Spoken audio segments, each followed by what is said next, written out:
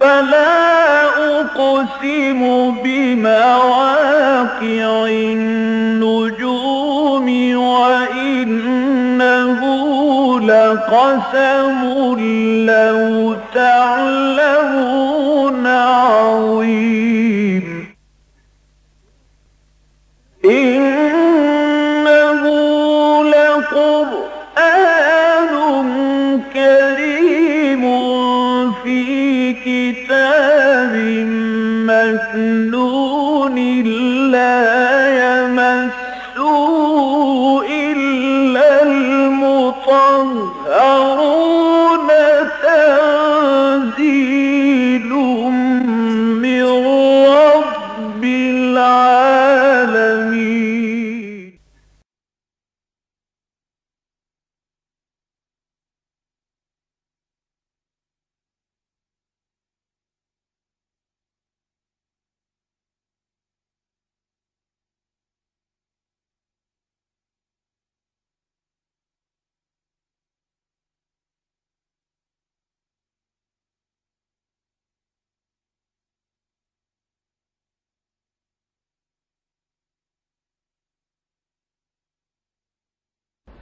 اعوذ باللہ من الشیطان الرجیم بسم اللہ الرحمن الرحیم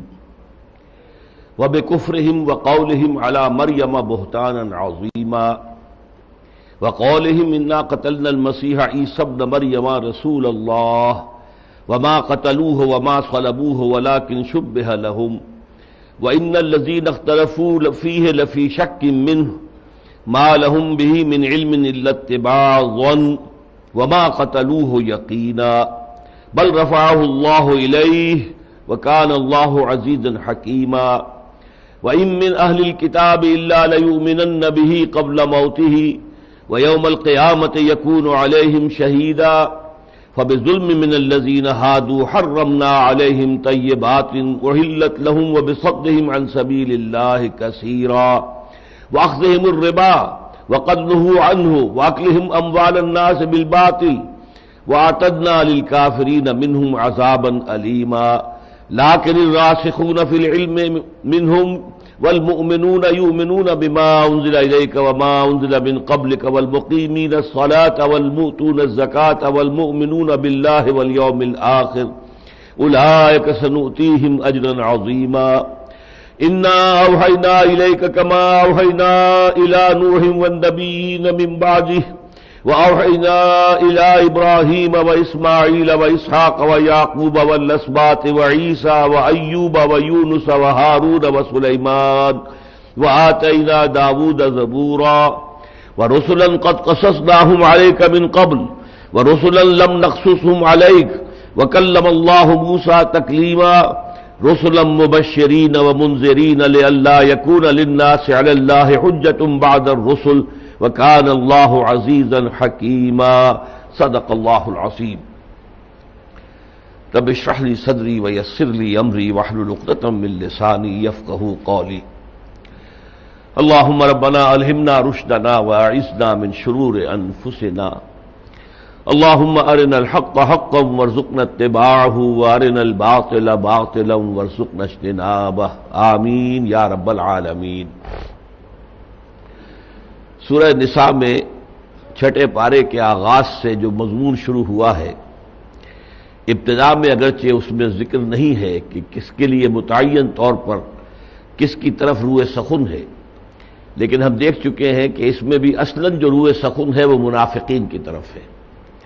اس لیے کہ منافقین جو ہیں ان کے تعلقات تھے یہود کے ساتھ. مدینے کے منافق جو ہیں چونکہ بہت عرصے سے سینکڑوں برس سے ساتھ رہ رہے تھے، ان کے آپس میں حلیفانہ تعلقات تھے، معاشرتی تعلقات تھے، لین دین کے تعلقات تھے، اور جب اسلام نے آ کر انہیں کافر قرار دیا کہ اگر یہ محمد الرسول اللہ صلی اللہ علیہ وسلم کو نہیں مانتے، ان پر ایمان نہیں لاتے تو پھر یہ کافر ہے. اور ظاہر بات ہے کہ مسلم اور کافر کے درمیان موالات نہیں ہو سکتی، وہ ایک دوسرے کے ولی نہیں ہو سکتے، ایک دوسرے کے دوست نہیں ہو سکتے.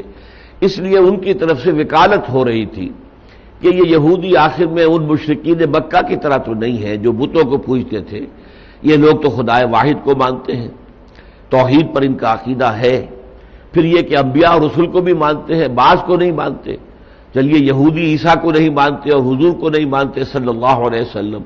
اور جو عیسائی ہیں وہ حضور کو نہیں مانتے، تو اس سے کیا فرق واقع ہوتا ہے؟ ایک تو یہ کہ توحید مشترک ہے، دوسرے رسالت کا معاملہ بھی مشترک ہے، محض یہی ہے نا کہ کسی کو مانا کسی کو نہ مانا، اور تیسرے یہ کہ وہ آخرت کے بھی وہ قائل ہیں، لہذا ہمیں ان کے ساتھ نرمی کرنی چاہیے، انہیں بھی اسی طریقے سے کافر قرار دے دینا یہ درست نہیں ہے۔ یہ تھی ان کی پلی، یہ تھی ان کی دلیل اور یہ تھی ان کی اپیل۔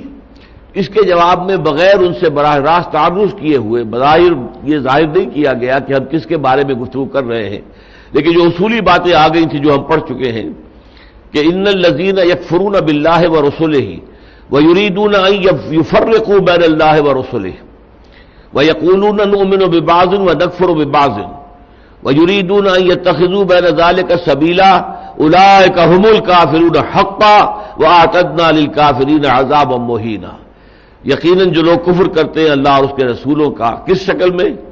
کہ وہ ان دونوں کے مابین تفرقہ پیدا کرنا چاہتے ہیں کہ رسولوں کو علیحدہ رکھو، علیحدہ علیحدہ ہیں، علیحدہ علیحدہ ان کی شریعتیں ہیں۔ اللہ تو ایک ہے نا، خدا تو ایک ہے، کسی نے اسے پرماتما کہہ دیا، پرمیشور کہہ دیا، مہادیو کہہ دیا، کسی نے اللہ کہہ دیا، رحمان کہہ دیا، رحیم کہہ دیا، کسی نے گاڈ کہہ دیا، کسی نے خدائے گاہ کہہ دیا۔ اس کی کیا فرق واقع ہوتا ہے؟ تو میں اس کی پوری تفصیل پچھلی مرتبہ بیان کر چکا ہوں کہ اکبر کا فتنہ بھی یہی تھا دین الہی کا، پھر راجہ رام موہن رائے کی طرف سے اٹھا ہوا برہمو سماج بھی یہی تھا، گاندھی کی طرف سے بھی وحدت ادیان کا جو فلسفہ آیا تھا وہ بھی یہی تھا، جس میں کہ بدقسمتی سے مولانا ابوالکلام آزاد جیسی عبقری شخصیت بھی شریک ہو گئی۔ دوسرا ان کا یہ تھا کہ کچھ رسولوں کو مانتے کچھ کو نہیں مانتے، تو بنیادی طور پر رسالت کے منکر تو نہیں ہے نا۔ تو قرآن نے کہا کہ نہیں، ایک رسول کا انکار بھی در حقیقت تمام رسولوں کا انکار ہے۔ لا نفرق بین احد من رسلہ، یہ اہل ایمان کا قول سورہ بقرہ کے آخری آیات میں آ چکا ہے کہ ہم اللہ کے رسولوں میں سے کسی کے مابین کوئی تفریق کرنے کو تیار نہیں۔ بہرحال یہاں فرما دیا گیا کہ یہ لوگ جو یہ حرکتیں کر رہے ہیں اولئک هم الکافرون حقا، یہ کٹر کافر ہیں، سچے کافر ہیں، حقیقی کافر ہیں، ان کے بارے میں کوئی کسی طرح کی نرمی ہم اختیار نہیں کر سکتے، اور ہمیں کفر سے جب کرنا ہے اعلان برات تو اس میں جیسے مشرکین عرب شامل ہے ویسے ہی یہ جو اہل کتاب ہے وہ بھی شامل ہے۔ اس کے بعد جو ہے ایک بڑی تفصیلی قرارداد جرم جو ہے، فرد جرم عائد کی گئی ہے بنی اسرائیل پر، سے خصوصاً یہود پر، اس لیے کہ انہوں نے یہ کیا یہ کیا یہ کیا یہ کیا یہ کیا۔ یہ ایک بہت لمبا جملہ ہے،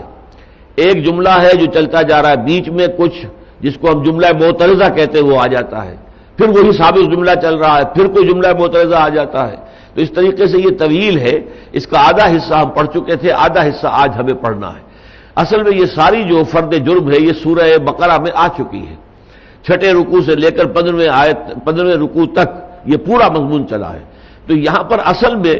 یہ فرد جرم عائد کرنا پیش نظر نہیں ہے، لہذا تفصیل کسی چیز کی نہیں ہے، صرف گنتی کروا رہے ہیں یہودیوں کو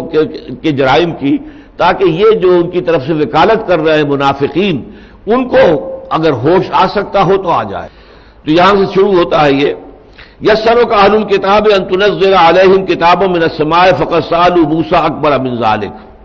یہ اہل کتاب ہے نبی آپ سے مطالبہ کر رہے ہیں کہ آپ ان پر ایک کتاب آسمان سے نازل کریں، لکھی ہوئی کتاب۔ اصل میں یہ یوں سمجھیے کہ ان کا جو اصل ہدف تھا، حملہ تھا، اس پر تھا کہ قرآن مجید کتابت شدہ شکل میں حضور پر نازل نہیں ہوا، جبکہ حضرت موسیٰ علیہ السلام کو جو احکام عشرہ ہیں 10 کمانڈمنٹس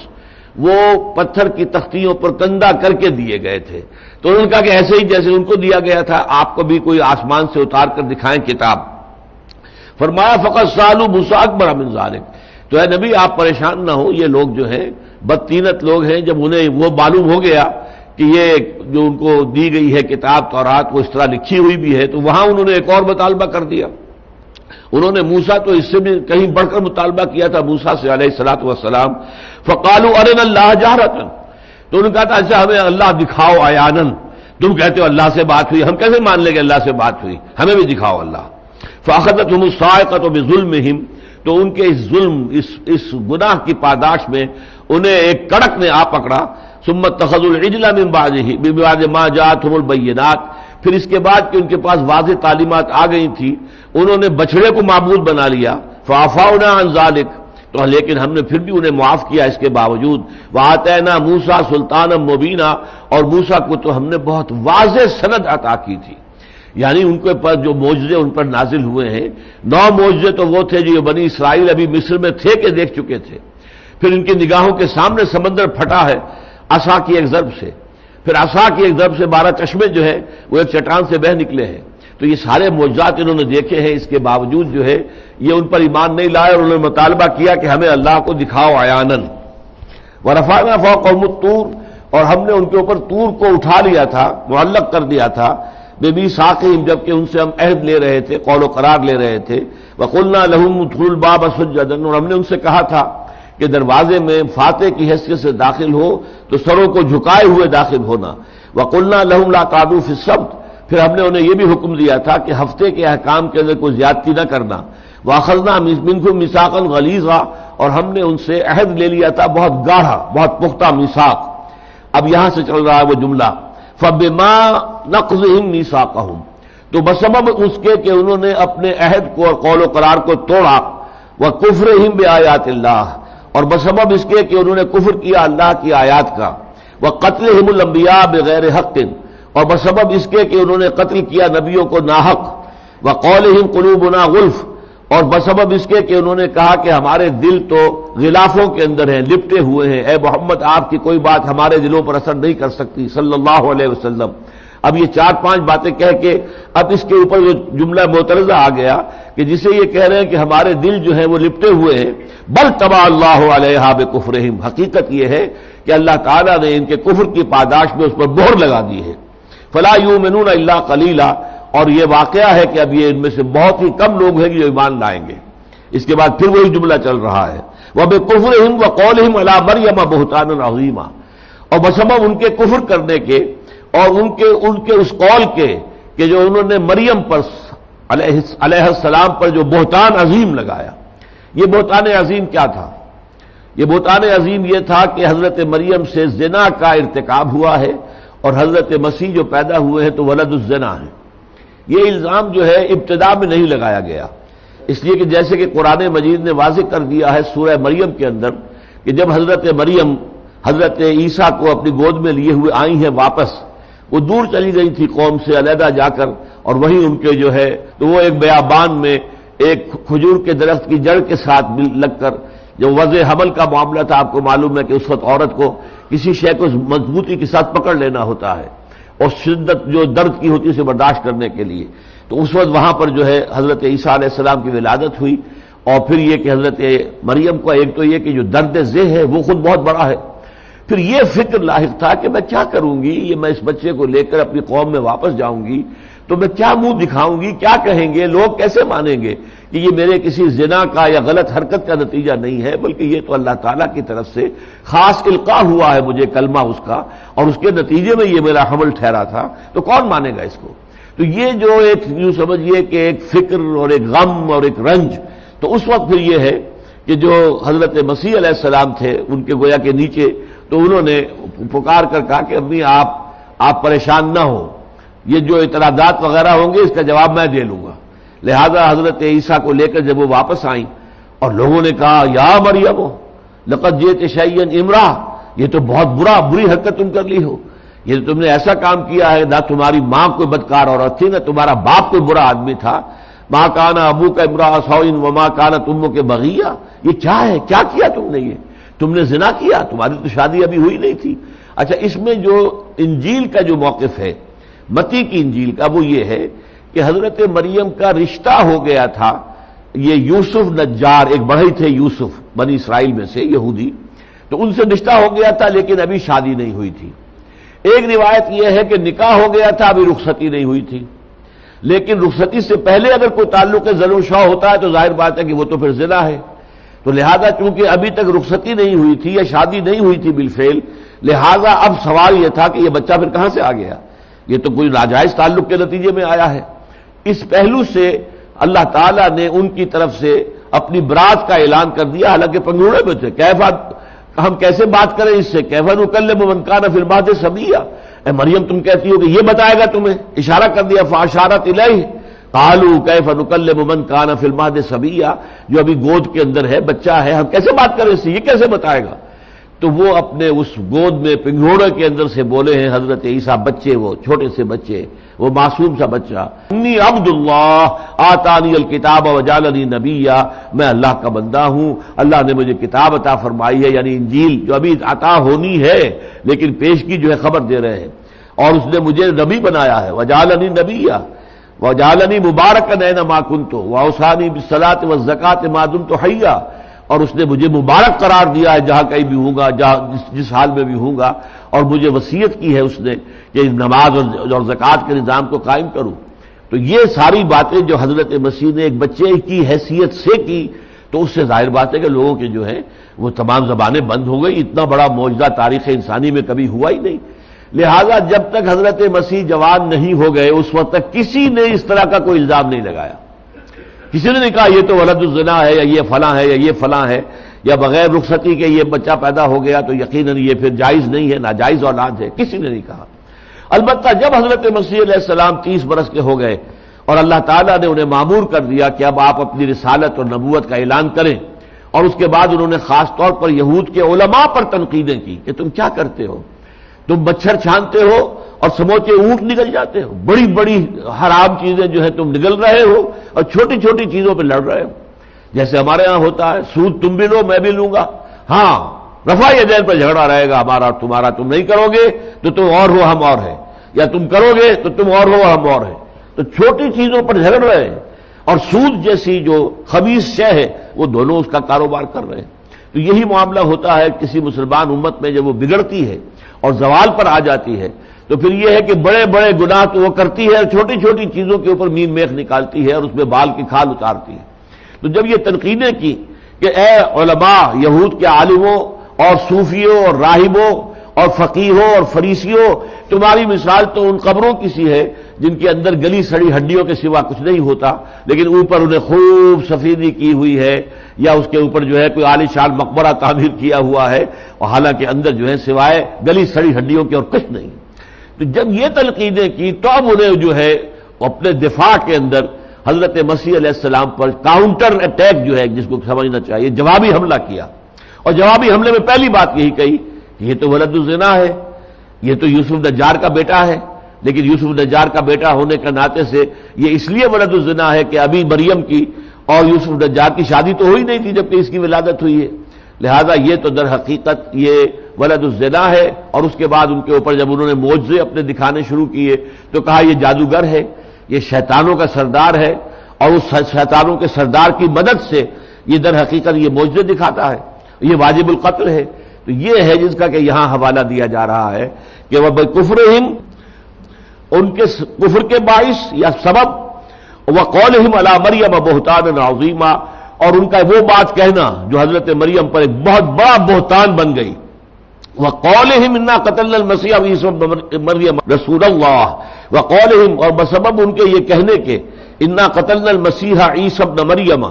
ہم نے قتل کیا ہے مسیح کو جو عیسیٰ ہے ابن مریم، مریم کا بیٹا، رسول اللہ، اللہ کے رسول کو، وما قتلوہ وما صلبوہ، حالانکہ نہ انہوں نے اسے قتل کیا نہ اسے سولی دی، ولکن شبہ لہم، بلکہ یہ تو ان کے لیے شبیہ بنا دی گئی، ایک صورت ایسی بنا دی گئی، مشابہت پیدا کر دی گئی۔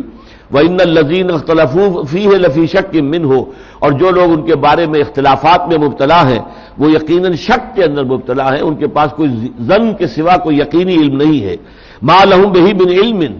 ان کے پاس کوئی علم نہیں ہے، کوئی سند نہیں ہے اپنے قولوں کی، میں ابھی تفصیل بیان کروں گا، علم الا اتباع ظن، سوائے ظن کے اور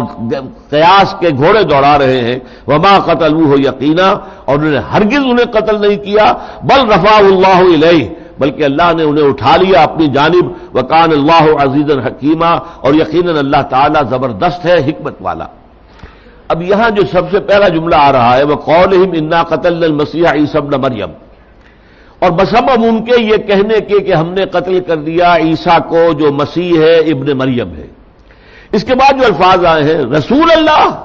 یہ ان کا قول نہیں ہے، بلکہ یہ پھر وہی جملہ معترضہ ہے۔ اچھا،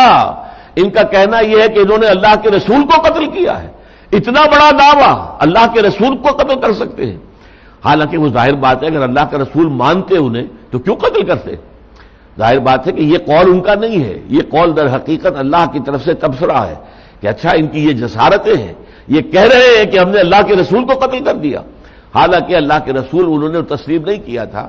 اس لیے کہ میں چاہتا ہوں کہ یہ بات آپ پر واضح ہو جائے کہ رسولوں کے باب میں اللہ کی یہ سنت ثابتہ ہے جو قرآن مجید میں متعدد مقامات پر آئی ہے۔ رسول کبھی قتل نہیں ہو سکتے، رسول کبھی مغلوب نہیں ہو سکتے، ہاں نبی جو رسول نہ ہو، صرف نبی ہو، اس میں بھی اتفاق ہے بالکل کہ ہر رسول تو نبی ہے، ہر نبی رسول نہیں ہے۔ چنانچہ عام روایت میں یہ ہے کہ 1.25 لاکھ کے قریب انبیاء دنیا میں آئے ہیں، جبکہ ان میں سے رسول صرف 313 تھے، اور یہ دونوں تعدادیں جو ہیں جو یہ ہندسے ہیں یہ بہت عجیب ہے اس اعتبار سے کہ 1.25 لاکھ کا مجمع تھا حجۃ الوداع کے موقع پر جبکہ حضور نے اپنا آخری خطبہ دیا ہے، 1.25 لاکھ، اور 313 تھے وہ قدوسی جو جنگ بدر میں حضور کے ساتھ تھے۔ تو 1.25 لاکھ انبیاء کا گویا کہ بدل حضور کو جو 1.25 لاکھ صحابہ دیے گئے کہ جو کہ حجۃ الوداع کے اندر موجود تھے، اور 313 رسولوں کا گویا کہ بدل وہ 313 صحابی جو بدر میں شریک ہوئے۔ تو یہ ظاہر ہوا ہے کہ ہر نبی رسول نہیں ہے، اور نبی جو ہے وہ قتل ہو سکتا ہے۔ حضرت یحییٰ قتل ہو گئے، سورہ آل عمران میں ہم پڑھ چکے ہیں، حضرت یحییٰ کا ذکر اور حضرت عیسیٰ کا ذکر ساتھ ساتھ آیا ہے، اور ہمیں معلوم ہے کہ حضرت یحییٰ کو قتل کر دیا گیا، حضرت عیسیٰ کو قتل کرنے کی کوشش کی لیکن ہرگز قتل نہیں کر سکے، اس لیے کہ یہ اللہ تعالیٰ کی طرف سے انہیں ایک حفاظت حاصل ہوتی ہے۔ چنانچہ حضرت یحییٰ کے لیے لفظ جو آئے ہیں وہاں پر تعریف کے وہ نبیم من الصالحین پر آ کر ختم ہو جاتے ہیں، رسالت کا ذکر نہیں ہے ان کے بارے میں، یحییٰ کے بارے میں، نبیم من الصالحین۔ تو نبی اور رسول کے اس فرق کو ذہن میں رکھیے کہ رسول قتل نہیں ہو سکتے۔ اس کے لیے جو 2 اہم ترین مقامات ہیں وہ ایک تو ہے سورہ صافات کی آیات ہے 171، 172، 173، وَلَقَدْ سَبَقَتْ كَلِمَتُنَا لِعِبَادِنَا الْمُرْسَلِينَ، یہ بات تو ہماری جانب سے پہلے ہی سے طے شدہ ہے، ہمارے جو مرسلین ہوں گے بندے جن کو ہم رسول بنائے بھیجیں گے، وَلَقَدْ سَبَقَتْ كَلِمَتُنَا لِعِبَادِنَا الْمُرْسَلِينَ إِنَّهُمْ لَهُمُ الْمَنْصُورُونَ، ان کی لازماً مدد کی جائے گی، وَإِنَّ جُنْدَنَا لَهُمُ الْغَالِبُونَ، اور یقیناً ہمارا لشکر،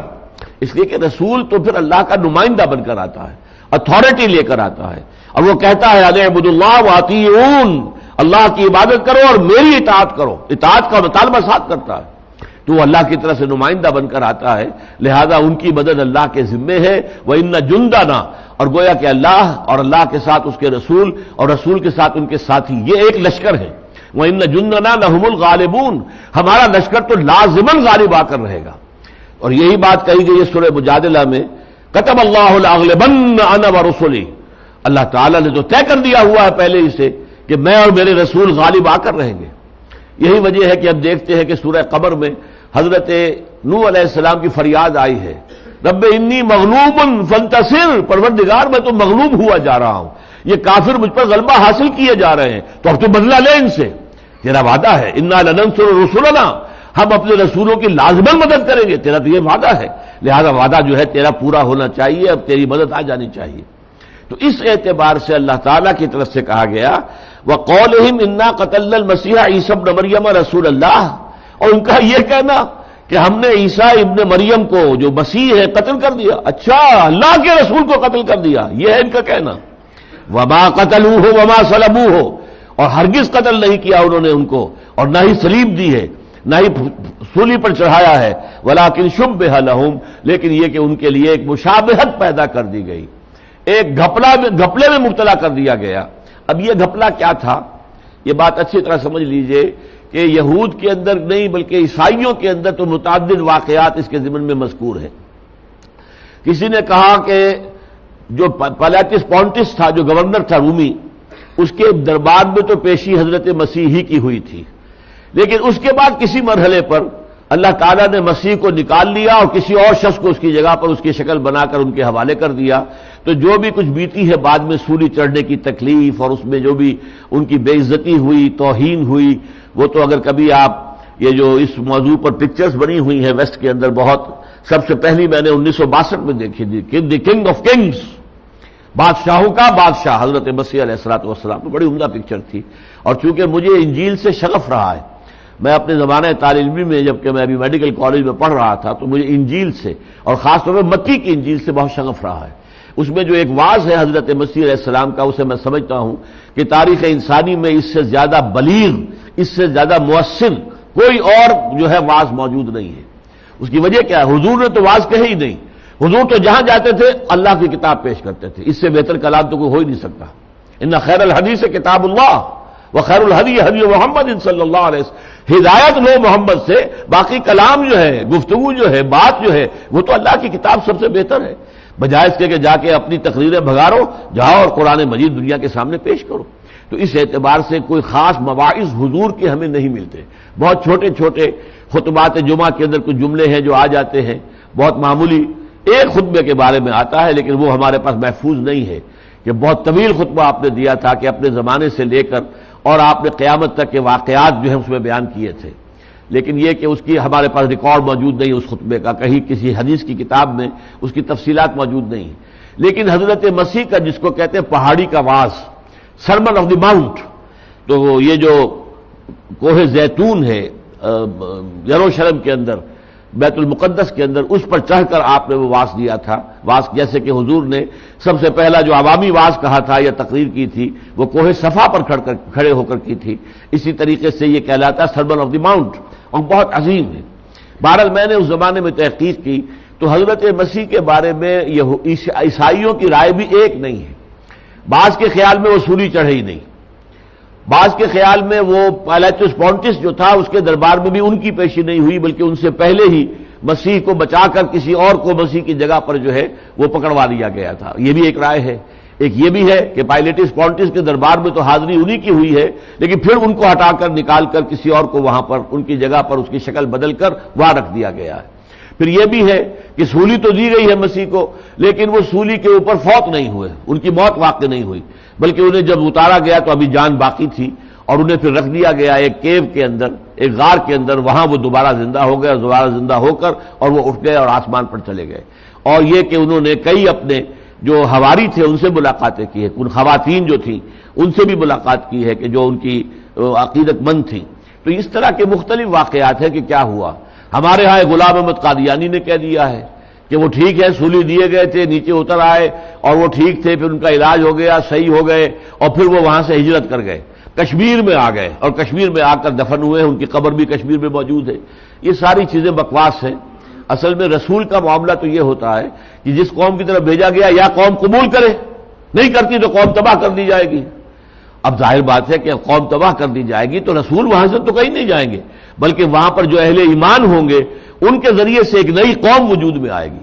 حضرت ہود علیہ السلام کے ساتھی بچا لیے گئے ان کے ساتھ، اور باقی پوری قوم جو ہے عاد کی وہ ختم کر دی گئی، تاکہ اس کے بعد جو ہے ایک نئی تہذیب وجود میں آئی، اسلامی تہذیب، وہ حضرت ہود اور ان کے ساتھیوں کی اولاد تھی۔ اسی طرح پھر جب اس اولاد میں بھی خرابی پیدا ہو گئی اور قوم سمود وجود میں آئی تو قوم سمود نے چونکہ حضرت صالح کو رد کر دیا، انہیں ہلاک کر دیا گیا۔ صرف وہ اہل ایمان چند جو تھے ان کو لے کر حضرت صالح وہاں سے روانہ ہو گئے، اور پھر اللہ تعالیٰ نے ان کو ایک قوم بنا دیا اور وہ ایک مسلمان قوم بن گئے۔ لیکن رسول پھر کبھی اپنی قوم کو چھوڑ کر نہیں جاتا، یا تو چھوڑ کر جاتا ہے تو اس وقت جبکہ وہ چھوڑ کر چلا جائے گا تو قوم ہلاک کر دی جائے گی، قطعاً اس کے اوپر عذاب آ جائے گا۔ اللہ تعالیٰ کی اگر اجازت ہو جائے رسول کو کہ ٹھیک ہے تم نے اتمام حجت کر دیا ہے، تم نے بات ان کے سامنے پوری کر دی، اب یہ نہیں مان رہے ہیں تو ان کو ان کے حال کے اوپر چھوڑو اور تم یہاں سے چلے جاؤ، پھر وہ چلے جائیں گے تو پھر عذاب آئے گا۔ تو رسول کے باب میں یہ سنت الہی ہے، اس سے ہٹ کر یہ معاملہ نہیں ہو سکتا جو غلام احمد قادیانی نے کر دیا ہے۔ لیکن اس ضمن میں یہ ہے کہ ہمارے پاس نہ تو کوئی حدیث صحیح موجود ہے کہ ہمیں یہ پتہ چلے کہ وہ جو شباہت پیدا کی گئی تھی وہ کس کی تھی۔ حضرت مسیح کو اللہ نے بچایا کس موقع پر؟ ان کو جو بھی ان کے پکڑ دھکڑ سے بچایا، ان کی قید سے بچایا، سولی پر چڑھنے سے بچایا، تو کس موقع پر حضرت مسیح کو اللہ لے گیا؟ ہمارے پاس کوئی حدیث موجود نہیں ہے جس میں اس کی تفصیل ہو۔ یہی وجہ ہے کہ کچھ احادیث، کچھ تفاسیر کے اندر تھوڑا سا ذکر تو آتا ہے کہ کسی اور شکل کو شخص کی شکل بنا دی گئی حضرت مسیح کی اور وہ پھانسی چڑھا ہے، لیکن حضرت مسیح نہیں۔ لیکن وہ کون شخص تھا؟ اور اگر کوئی شخص بالکل بے گناہ تھا اور اسے پکڑ کر وہاں پر رکھ دیا گیا تو یہ بھی تو ایک ظلم ہے کہ اس کی شکل جو ہے اسے پھانسی دی جائے جبکہ اس کا گناہ کوئی نہ ہو. تو اس مسئلے کا جو حل کیا ہے وہ انجیل ہی ہے ایک اور، جس کو کہ انجیل برنباس کہتے ہیں. یہ بات آپ کو پہلے ہی بتائی ہے لیکن بہت عرصے ہو گئے ہیں اب ان باتوں کو، کہ انجیلیں 104 ہیں دنیا میں. ان میں سے 4 کو یہ مستند مانتے ہیں، کینونیکل بائبلز، کینونیکل قانونی، جو قانونی ہے مستند ہے. وہ تو ہیں 4، متی کی انجیل ہے، مارک کی انجیل ہے، لوقا کی انجیل ہے، یوحنا کی انجیل ہے. 4، 100 اور ہیں. اچھا یہ 104 میں سے یہ 4 کیسے جو ہے تقسیم کی گئی، کیسے ان کو علیحدہ کیا گیا، یہ بھی کوئی علمی معاملہ نہیں ہے. یہ سن 300 عیسوی میں جب کانسٹنٹائن جو ہے، جو ایمپرر تھا رومی سلطنت کا، وہ جب عیسائی ہو گیا ہے، اس کے بعد پھر یہ عقائد مرتب ہونے شروع ہوئے. اب سرکاری مذہب ہو گیا ہے، اب بڑے بڑے سرکاری علماء جو ہے وہ عیسائی ہیں. تو پھر یہ کہا گیا کہ ایک رات کو انہوں نے ایک میز پر یہ 104 انجیلیں جمع کر دی، اور پھر دعا مانگی سب نے مل کر کہ اے رب ان میں سے جو سچی انجیلیں ہیں وہ باقی رہ جائیں، باقی کو تو زمین کے اندر گرا دیجو، ہم صبح کو آ کر دیکھیں گے کہ ان کا کیا حشر ہوتا ہے. دروازے بند کیے اور چلے گئے. صبح آئے. اب یہ الفاظ میں آپ کو سنا رہا ہوں پروفیسر یوسف سلیم چشتی مرحوم کے، کہ رات کو کوئی چوہے جو دوڑتے رہے ہوں گے، ان چوہوں کی دوڑ سے 100 انجیلیں تو نیچے گر گئیں، 4 رہ گئیں.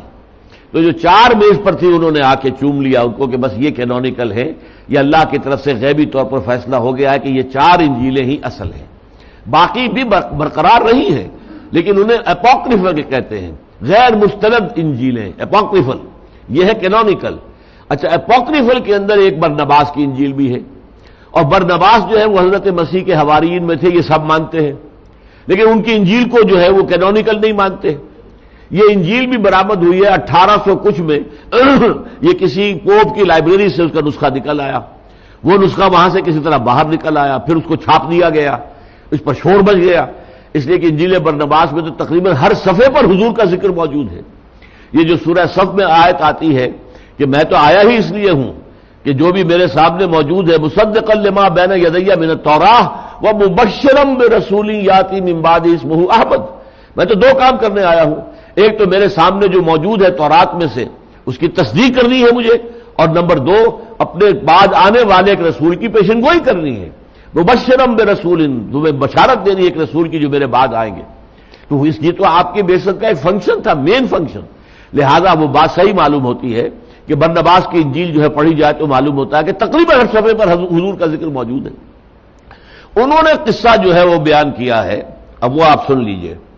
جب یہودیوں کی جو اونچی عدالت تھی ہیڈرین، جہاں پر کہ ان کے بڑے بڑے جو ہیں صوفیاء، بڑے بڑے علماء اور بڑے بڑے فقہا بیٹھتے تھے، وہاں پر کائفاس جو ہے،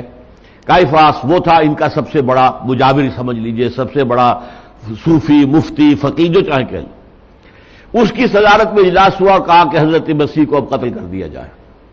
اور یہ فتویٰ دے دیا جائے. پائلیٹس پونٹس جو گورنر تھا، چونکہ ایگزیکیوٹ یہ خود نہیں کر سکتے تھے، اصل بادشاہ تو وہاں پر وہ رومیوں کی تھی، رومی گورنر ہی پھانسی دے سکتا تھا، لیکن ان کے درمیان طے یہ تھا کہ مذہبی معاملات میں رومی جو ہے دخل نہیں دیں گے یہودیوں کے، اور یہودیوں کا جو یہ اونچا ادارہ ہے اسی کے فیصلے پر عمل کریں گے.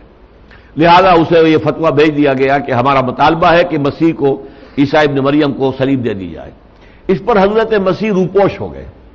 اپنے 12 حواریین کے ساتھ روپوش ہو گئے. ایک باغ کے اندر وہ روپوش تھے، اور عام طور پر رومی انہیں پہچانتے نہیں تھے، رومیوں سے کوئی سروکار نہیں رہا تھا، رومیوں کے خلاف انہوں نے کوئی بات بھی نہیں کی تھی.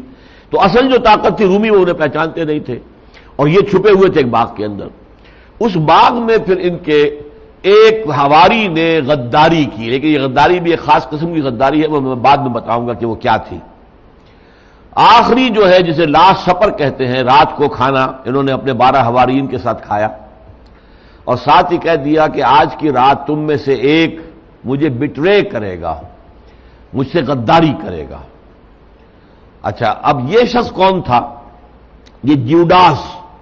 یہودا کو انگریزی میں لکھتے جیوڈاس اسکیریوٹ. یہ اصل میں زیلوٹس میں سے تھا. اب یہ بھی آپ کو بتانا پڑے گا زیلوٹس کس بلا کا نام ہے. اصل میں رومیوں کے خلاف ایک انڈر گراؤنڈ موومنٹ موجود تھی یہودیوں کے اندر کہ وہ اندر ہی اندر تیاریاں کر رہے تھے بغاوت کرنے کی، اور وہ اسلحہ تیار کرتے تھے، پہاڑوں کی کھوؤں کے اندر جا کر رہتے تھے، اور وہیں پر زیر زمین انہوں نے کارخانے بنا رکھے تھے جس میں کہ تلواریں اور ڈھالیں وہ ڈھالتے تھے۔ یہ زیلوٹس کہلاتے ہیں جو تیاری میں تھے کہ ہمیں ایک روز بغاوت کرنی۔ انہی میں سے ان کے سردار کا بڑا مقرب تھا یہ جو برابا ڈاکو جسے کہا گیا ہے، وہ اصل میں وہ ڈاکو ایسا ہی تھا جیسے کہ نواب امیر محمد خان کو کہتے ہیں کہ وہ ڈاکو تھا، یہ پندارے جو کہلاتے ہیں، حقیقت میں وہ فریڈم فائٹر تھا، انگریز کے خلاف لڑ رہا تھا۔ بعد میں یہ کہ اسے مجبوراً صلح کرنی پڑی، پھر اسے ایک ریاست دے دی گئی جو ٹونک کی ریاست کہلاتی ہے، پھر وہ سیٹل ہو گیا۔ تو یہ جو بارابس یہ ان کا لیڈر تھا زیلوٹس کا، اور اس کا بہت مقرب ساتھی تھا جیوڈاس، یہ بڑا عالم تھا، کتابوں سے واقف تھا اور بہت مخلص تھا۔ اس نے حضرت مسیح کا کچھ واعظ سنے، کچھ ان کی تقریریں سنی، کچھ قریب ان کی صحبت میں بیٹھا تھوڑے دن، پھر اس نے کہا کہ میں مسیح کے ذریعے سے رومی سلطنت کو ہلاک کروا دوں گا، تباہ کروا دوں گا۔ تو وہ اپنے سردار کی اجازت سے حضرت مسیح کے حواریین میں جا کے شامل ہوا، حضرت مسیح کے سامنے پیش ہو کر اپنی اسناد پیش کی، دیکھیے میں فلاں زبان بھی جانتا ہوں، میں یہ بھی جانتا ہوں، میں وہ بھی جانتا ہوں، میں آپ کا بہت سا کام کر سکتا ہوں، آپ مجھے اپنے حواریین میں شریک کر لیا۔ آپ نے حضرت مسیح نے فرمایا ٹھیک ہے۔ اب یہ وہ شخص ہے، اصل میں اسے یہ یقین تھا کہ اگر حضرت مسیح ایک دفعہ بددعا دے دیں گے رومیوں کو تو رومی سلطنت ختم ہو جائے گی۔ اس درجے یقین کامل تھا اسے حضرت مسیح علیہ السلام کی نبوت اور رسالت پر، اور انہیں معجزے دیکھے تھے اس نے کہ آپ نے ایک مردہ شخص سے کہا قبر میں سے نکلا اور وہ نکل آیا، ایک شخص جو ہے وہ ابھی لاش پڑی ہے کہا قم باذن اللہ اور وہ کھڑا ہو گیا۔ اسی طریقے سے کہ اپنے گارے سے بنایا، یہ سارے معجزات سورہ آل عمران میں ہم پڑھ چکے ہیں۔ اپنے گارے کا ایک پرندہ بنایا، اس میں پھونک ماری اور وہ اڑتا ہوا پرندہ بن گیا۔ تو احیاء موتا اور خلق حیات جو ہے یہ تو اللہ تعالیٰ کے خاص کام ہے، یہ معجزے بھی اللہ نے انہیں عطا کیے۔ تو اسے یقین تھا کہ ایک دفعہ یہ قرض کر دیں، اگر ایک دفعہ یہ بددعا دے دیں گے سلطنت روما کو تو وہ ختم ہو جائے گی، لیکن یہ بددعا دیتے نہیں تھے۔ اب اس نے سوچا کہ اگر انہیں کوئی ذاتی تکلیف پہنچے گی تب تو بددعا دیں گے نا۔ اس خیال کے تحت اس نے حضرت مسیح کو گرفتار کروایا۔ وہ اسی رات وہاں سے جب یہ کھانا وانا ختم ہو گیا تو حضرت مسیح نے کہا کہ اب جاگو، یاد کرو، اللہ کا ذکر کرو، اور خود آپ بھی ایک باغ میں کوٹھڑی سی تھی جس میں یہ کھرپے ورپے کسیاں وغیرہ رکھی ہوتی ہیں، باغات کے اندر کوٹھڑیاں ہوتی ہیں ایسی، اس کوٹھڑی کے اندر آپ چلے گئے، آپ بھی اللہ کی عبادت کے اندر مشغول ہو گئے۔ اس وقت یہ اٹھ کر گیا، کھسک گیا وہاں سے، اور جا کر رومیوں سے کہا کہ میں پکڑوا سکتا ہوں مسیح کو اس وقت، کیونکہ گویا کہ اس وقت حضرت مسیح اشتہاری ملزم تھے، ان کے بارے میں طے ہو چکا تھا کہ انہیں سولی دی جائے گی، لیکن وہ رپورٹ سے مل نہیں رہے تھے، تو میں پکڑوا سکتا ہوں حضرت مسیح کو۔ لہذا وہ لے کر آیا سپاہیوں کو، رومی سپاہیوں کو، باغ کے باہر کھڑے ہو کر کہا کہ چند منٹ یہاں انتظار کرو، میں اندر جاؤں گا پہلے، پھر جب تم داخل ہونا تو میں جس سے بھی کہوں کہ اے ہمارے آقا، اے ہمارے استاد، پکڑ لینا اس کو، بس وہی مسیح ہے۔ اب ہوا کیا کہ یہ اندر داخل ہوا تو باقی سارے 11 حواری سو رہے تھے، حضرت مسیح تھے نہیں۔ اب یہ کوٹھڑی میں گیا تو حضرت مسیح تھے۔ اب عین اسی وقت جب یہ کوٹھڑی میں داخل ہوا، اس کوٹھڑی کی چھت پھٹی، 4 فرشتے نازل ہوئے، حضرت مسیح کو اٹھا کے لے گئے۔ اب یہ حیران پریشان ششدر، اور اس کی شکل اسی وقت تبدیل کر دی گئی حضرت مسیح کی۔ اسے کیا پتا، اگر میری شکل تبدیل کر دی جائے تو جب تک کوئی آئینہ میرے سامنے نہ آئے مجھے کیا پتا چلے گا کہ میری شکل اب وہ نہیں ہے جو پہلے تھی، اسے پتا ہی نہیں، اور شکل جو ہے تبدیل کر دی گئی۔ اب یہ گھبرا کر باہر نکلا تو وہ 11 حواری جو سو رہے تھے وہ اٹھے، اے ہمارے آقا کیا معاملہ ہے، اے استاذ کیا معاملہ ہے، اور اسی وقت جو ہے وہ فوجی رومی داخل ہو گئے اور پکڑ لیا اسی کو کہ یہی ہے وہ آقا۔ اب یہ چیختا چلاتا رہا، لیکن اب کورس وہ رومی چھوڑنے والے تو نہیں تھے، تو وہ شخص ہے جو سولی دیا گیا۔ پائلیٹس پونٹس کے دربار میں بھی اس کی حاضری ہوئی ہے، پھر سولی اور کانٹوں کا تاج اس کے سر پر رکھا گیا ہے، پھر جو صلیب کھچوائی گئی ہے کہ اپنے کندھے پر اٹھا کے چلو، یہ ساری تشدد جو ہوا اس پر ہوا اور وہ صلیب دیا گیا ہے۔ یہ ہے اصل کہانی کہ جو برنباس نے بیان کی ہے، اور اس میں بات سامنے آ جاتی ہے، چاہے وہ مخلص کتنا بھی تھا اس نے غداری کی تھی، اس میں کوئی شک نہیں۔ خلوص کے ساتھ بھی اگر آپ گناہ کریں گے تو گناہ جو ہے، جیسے کہ بعض لوگ کرتے ہیں کہ صاحب نیکی کے کاموں کے لیے پیسے جمع کرانے کے لیے ناچ گانے کا پروگرام کر دیا جائے، تو تو ناچ گانے کا پروگرام تو حرام ہے، غلط ہے. لہٰذا اگرچہ آپ کی نیت چاہے یہ ہو کہ ہمیں ریڈ کراس کو چندہ دینا ہے یا کہ مسجد کی تعمیر کے لیے پیسے جمع کرنا ہے، تو اس نیت کا کوئی اثر نہیں ہوگا. آپ کا وہ گناہ تو گناہ رہے گا. نیت کا سارا معاملہ نیکی میں ہوتا ہے، نیکی کے کام میں ہے کہ جو بھی آپ نے کام جو کیا ہے، اگر وہ نیک کام جو ہے نیک نیتی سے ہے تو اللہ کے یہاں قبول ہوگا. لیکن کوئی گناہ نیک نیتی سے کیا گیا ہو تو اس کی ظاہر بات ہے کہ اس کی سزا سے آپ بچ نہیں سکتے. لہذا وہ شخص واقعتاً اس قابل تھا کہ سولی دیا جائے. البتہ یہ کہ بعد میں عیسائیوں نے یہ کہانی گھڑی ہے کہ اس شخص کے اوپر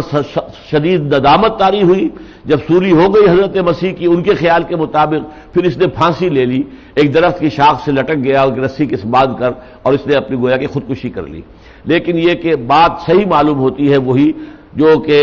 حضرت برنباس، کیونکہ وہ حواری تھے، حضرت مسیح علیہ السلام کے حواریوں میں سے ایک تھے، اور ان کی لکھی ہوئی انجیل ہے یہ. باقی انجیلیں جو ہیں وہ تو تقریباً 100 برس بعد لکھی گئی ہیں، لیکن یہ حواری ہیں حضرت برنباس جو ہیں. لہذا ان کی حدیث، ان کی جو انجیل ہے وہ سب سے مستند مانی جانی چاہیے دلیل عقلی کی روح سے. لیکن وہ جو انہوں نے کھیل کیا تھا کہ رات کو جمع کر کے 104 انجیلیں میز کے اوپر رکھ دیں اور یہ کہ اب صبح آ کے دیکھیں گے جو بھی میز پر رہ جائیں گی وہ کینونیکل ہوں گی، یہ ایک علیحدہ معاملہ ہے. بہرحال یہ ہے جس کو قرآن کہہ رہا ہے وما قتلوہ، نہ انہوں نے اسے قتل کیا، وما صلبوہ، اور نہ صلیب دی یعنی سولی پر چڑھایا، ولکن شبہ لہم، بلکہ ان کے لیے معاملہ مشتبہ کر دیا گیا، مشابہت پیدا کر دی گئی، ایک شخص کی صورت اور شکل ان کی سی بنا دی گئی. وَإِنَّ الَّذِينَ اخْتَلَفُوا فِيهِ لَفِي شَكٍّ مِّنْهُ، اور جو لوگ ان کے بارے میں اختلافات کر رہے ہیں کہ مسیح جو ہے سولی چڑھے لیکن مرے نہیں، بلکہ یہ کہ اتر گئے پھر ان کا علاج ہو گیا، اور یہ کہ وہ چڑھے مر بھی گئے لیکن پھر زندہ ہو گئے اور پھر آسمان پر چلے گئے، یا یہ کہ سولی تو چڑھے ہی نہیں، کسی اور شخص کو سولی چڑھا دیا گیا اور اس کے بعد یہ پتہ نہیں مسیح کہاں گئے، وغیرہ وغیرہ. تو یہ جو ان کے اختلافات ہیں، فرمایا کہ یہ ان کے ظن ہے، گمان ہے، اپنے قیاس کے اور تخمین کے گھوڑے دوڑا رہے ہیں. وَإِنَّ الَّذِينَ اخْتَلَفُوا فِيهِ لَفِي شَكٍّ مِّنْهُ، یہ شک کے اندر پڑے ہوئے ہیں. مَا لَهُم بِهِ مِنْ عِلْمٍ، ان کے پاس کوئی علم نہیں ہے، کوئی سند نہیں ہے. إِلَّا اتِّبَاعَ الظَّنِّ، سوائے اس کے کہ وہ ظن کی پیروی کرے، گمان اپنے، یہ گمان کے ظن و تخمین کے جو ہے گھوڑے دوڑا رہے ہیں. وَمَا قَتَلُوهُ يَقِينًا، ایک بات یقینی ہے کہ انہوں نے قتل نہیں کیا اس کو، حضرت مسیح کو. یعنی ان کا یہ کہنا جو ہے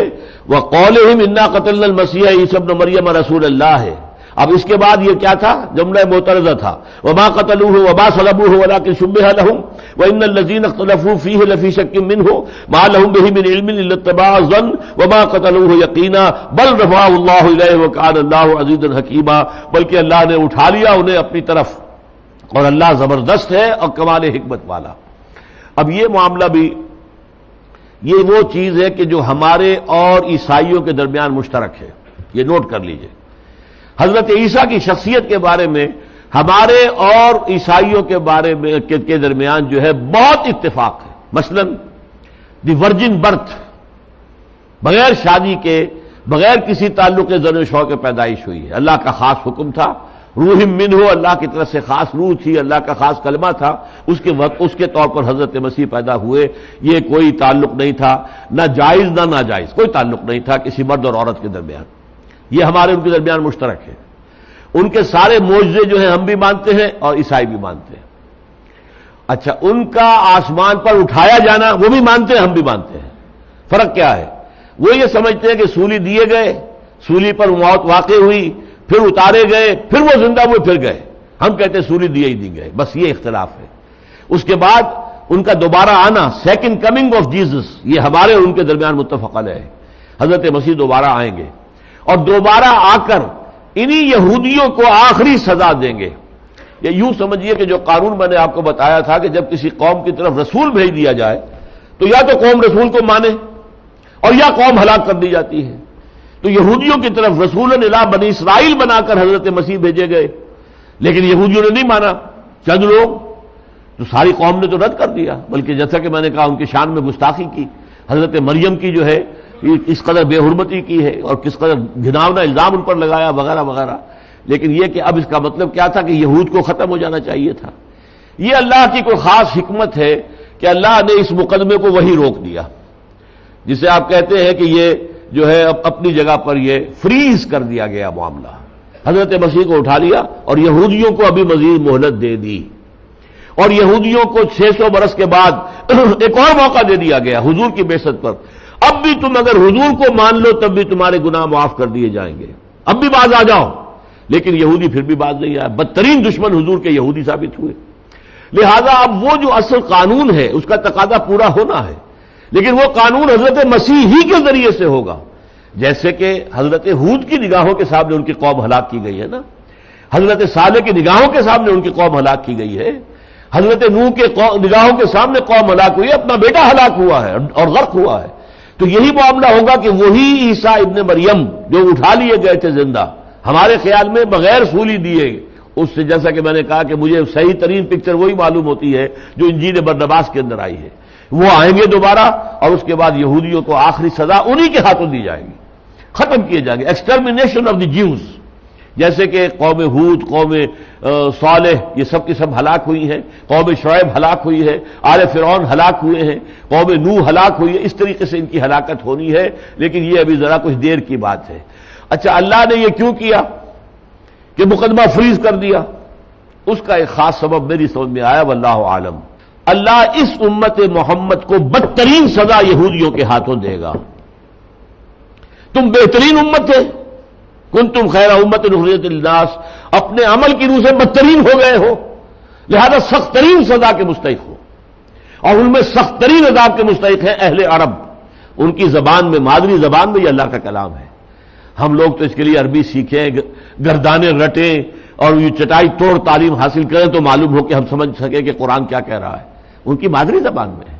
پھر بھی انہوں نے کہیں بھی اصلاح کے نظام کو، قرآن کے نظام کو قائم نہیں کیا، تو ان سے بڑا باغی، ان سے بڑا ناہنجار، ان سے بڑا سرکش، ان سے بڑا شیطان کوئی نہیں ہے دنیا میں اس وقت۔ لہذا ان کو جو سزا ملے گی اسے کہتے ہیں to add insult to injury, to add insult to injury. ان کے ہاتھوں ان کو جو سزا آئے گی وہ یہودیوں کے ہاتھوں آئے گی جو ملعون ہیں، مغضوب علیہم ہیں، اس قوم کے ہاتھوں جو ہے ان کو اصل سزا ملنی ہے، اور وہ زیادہ دور نہیں ہے، بہت قریب آئی ہوئی ہے۔ بہت جلد وہ گریٹر اسرائیل قائم کرنے کے لیے یہ شام اور فلسطین اور لبنان اور عرب کے اوپر بھی حملہ کریں گے، سعودی عرب پر، کیونکہ وہ سمجھتے ہیں کہ مدینہ منورہ بھی ہماری میراث ہے، کیونکہ یہاں پر ہمارے 3 قبیلے آباد تھے۔ مصر سے بھی انہوں نے اس کا بہترین علاقہ جو ہے جوشن کا وہ لینا ہے، جو ڈیلٹا کا علاقہ ہے، دریائے نیل کا ڈیلٹا، اور اس کے اندر جو ہے بہترین اس کا سرسبز علاقہ ہی وہ ہے۔ شام، یہ عراق سے پہلے کہتے تھے جو ہے ہم فرات تک کا لیں گے علاقہ، اب وہ کہتے نہیں دجلہ تک کا علاقہ لیں گے، تاکہ ساری اس کا جو بھی بہت ہی سرسبز و شاداب دوآبہ ہے، یہ دوآبہ ہے، ادھر دجلہ آ رہا ہے، ادھر فرات آ رہا ہے، دونوں مل کر پھر بعد میں شط العرب بنتے ہیں، اور ان دونوں کے درمیان یہ دوآبہ ہے۔ اس دوآبے کی زمین سب سے زیادہ زرخیز ہے، بہت آباد ہے، سرسبز و شاداب ہے، یہ بھی ہمارا ہی ہوگا۔ تو یہ کام ہونا ہے، اور لاکھوں نہیں کروڑوں عرب قتل ہوں گے، جس کے بارے میں حضور کی ایک حدیث میں آیا ہے کہ اگر کسی شخص کے 100 بیٹے ہوں گے تو 99 قتل ہو جائیں گے، ایک بچے گا صرف۔ یہ احادیث ہے، کتاب الملاحم، احادیث کی کتابوں میں جو ابواب ہے ملاحم، جنگیں جو ہونے والی ہیں، ان میں جو الملحمۃ العظمیٰ ہے، جسے بائبل کا جو ہے آخری باب ریولیشنز آف سینٹ جان، مکاشفات یوحنا میں آرمگڈون کہا گیا ہے، آرمگڈون ہوگی اور اس کے نتیجے میں بڑا اسرائیل جو ہے وجود میں آ جائے گا، اگرچہ بالآخر وہ بڑا اسرائیل، گریٹر اسرائیل، ان یہودیوں کا گریٹر گریو یارڈ قائم بن کر رہ جائے گا، ان میں سے ایک ایک وہاں پر دفن ہو جائے گا، ختم ہو جائے گا۔ یہ ہونا ہے، لیکن یہ کہ ابھی اس سے پہلے ہماری شامت انہی کے ہاتھوں آنی ہے۔ وَكَانَ اللَّهُ عَزِيزًا حَكِيمًا، اللہ زبردست ہے، حکمت والا ہے۔ آخر اس کے ہر کام میں کوئی حکمت ہے، کوئی نہ کوئی مقصد ہے، کوئی اس کے پیچھے جو ہے کوئی علت یا کوئی سبب کار فرما ہے، تو اللہ تعالیٰ نے یہ سب کچھ یوں ہی نہیں کیا، اس کا بھی کوئی منطقی نتیجہ نکلنے والا ہے، وہ جو میں نے سمجھا ہے آپ کو بتا دیا ہے۔ وَإِن مِّنْ أَهْلِ الْكِتَابِ إِلَّا لَيُؤْمِنَنَّ بِهِ قَبْلَ مَوْتِهِ، اور کوئی ایک بھی نہیں ہوگا اہل کتاب میں سے جو اس پر ایمان نہ لے آئے اس کی موت سے قبل۔ حضرت مسیح کی موت کب ہوگی؟ موت تو آئی نہیں ان پر، وہ تو زندہ آسمان پر اٹھا لیے گئے۔ یہ تو عیسائیوں کا عقیدہ ہے کہ موت آ گئی اور اس کے بعد زندہ ہو کر چلے گا، ریزریکشن ان کی ہو چکی ہے۔ ہمارے نزدیک موت ہی نہیں آئی، ریزریکشن کا کیا سوال؟ وہ تو دوبارہ آئیں گے، اور پھر آتا ہے وہ شادی بھی کریں گے، ان کی اولاد بھی ہوگی، پھر ان کا انتقال ہوگا، اور وہ حضور ہی کے حجرے میں جس میں کہ حضور دفن ہے وہاں دفن کیے جائیں گے، حضرت مسیح علیہ الصلوۃ والسلام۔ تو ان کی موت سے پہلے اہل کتاب میں سے کوئی بھی نہیں ہوگا جو ان پر ایمان نہ لے آئے.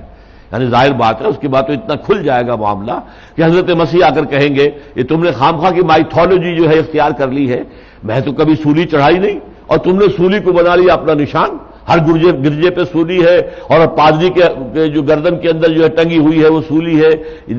کیا تم نے بنا لیا؟ میں یہ سولی کو توڑ دیں گے. وہ یکسر سلیم، کوئی شے نہیں ہے یہ سولی، میں سولی دیا ہی نہیں گیا گا. بھائی یقتل الخنزیر، خنزیر کو قتل کر دیں گے. خنزیر تو حرام تھا، حضرت موسیٰ کی شریعت میں آج بھی حرام ہے. یہودی آج بھی نہیں کھاتے، ان کا کوشر میل اسی لیے تو ہم بھی کھا لیتے ہیں وہاں پر کہ ان کا طریقہ تمام اسلامی طریقہ ہے. سور کے قریب نہیں جاتے، اور دوسری جو جانور حلال ہیں ان کو بھی ذبح کرتے ہیں، سلاٹر نہیں کرتے کہ ایک ہی وار سے کوئی بلیڈ چل رہا ہے اور گردنیں اڑتی جا رہی ہیں، ایسا نہیں ہے. یا جیسے سکھ جو ہے وہ ایک تلوار کے وار سے گردن اڑاتے تھے بکرے کی یا بکری کی، یہ حرام ہے. لیکن یہ کہ جب تک کہ یہ سافٹ جو اجزاء ہیں گردن کے یہ کٹ جائیں اور خون بہ جائے جسم میں سے، جو کہ نجس ہے، خون نجس ہے، لہذا اس کا نکل جانا ضروری ہے. وہ تو رائگر مارٹس جب ہوتا ہے، جب وہ تڑپتا ہے جانور تو اس سے جو ہے سکویز ہو کر تمام ٹیشوز میں سے بلڈ نکلتا ہے باہر، اور تب وہ جو گوشت ہے وہ پاک ہوتا ہے. یہ سارے طریقے یہودیوں کے اندر آج بھی موجود ہیں. لہذا اس معاملے کے اندر سمجھ لیجئے کہ یہ حضرت مسیح آ کر اس کو حرام کر دیں گے، خنزیر کو، اور صلیب کو توڑ دیں گے. گویا کہ عیسائیت ختم ہو جائے گی، عیسائیت اسلام ہی میں شامل ہو جائے گی. اور یہودی جنہوں نے حضرت مسیح کو بھی اپنے خیال میں سولی چڑھوایا تھا اور جو سب سے بڑے دشمن تھے محمد رسول اللہ کے بھی صلی اللہ علیہ وسلم، ان کو قتل کر دیا جائے گا. اور وہ دجال اکبر جو ان کا ایک بہت بڑا لیڈر ہوگا وہ حضرت مسیح علیہ السلام کے ہاتھوں قتل ہوگا. یہ سب ہونا ہے. وَإِن مِّنْ أَهْلِ الْكِتَابِ إِلَّا لَيُؤْمِنَنَّ بِهِ قَبْلَ مَوْتِهِ، اور نہیں ہوگا کوئی بھی اہل کتاب میں سے، نہ یہودی نہ عیسائی.